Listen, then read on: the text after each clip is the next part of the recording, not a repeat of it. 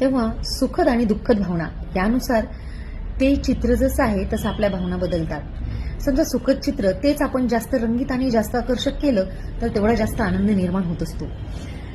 तेव्हा तो आनंद कित्येक पटीने वाढवायचा हे आपल्यावर अवलंबून आहे। जेव्हा आपण कोणत्याही परिस्थितीचा किंवा कोणत्याही गोष्टीचा विचार करतो तेव्हा त्याचं एक चित्र बनवतो किंवा तो प्रसंग आपल्या डोळ्यासमोरून घडताना आपण बघतो। म्हणजे मेंदूची तशी रचनाच आहे, त्या पद्धतीने ती मेंदूची काम करण्याची पद्धतच आहे।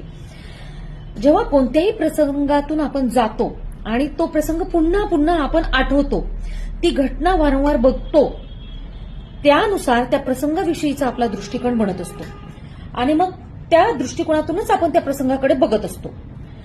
मग त्या प्रसंगाचा आपल्या भावनांवर परिणाम होतो आणि याच कारणामुळे आपण जेव्हा जे जुने प्रसंग आठवतो आणि मग त्याचा आनंद किंवा दुःख आपल्याला होत असतं।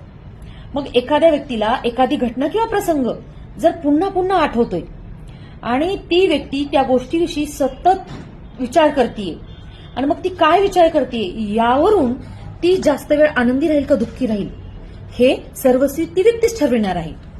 मग दुःख कमी करायचं रहस्य काय आहे तर आपल्याला त्रास देणाऱ्या ज्या काही घटना आहेत त्यांना आपल्या समोर आणायचंय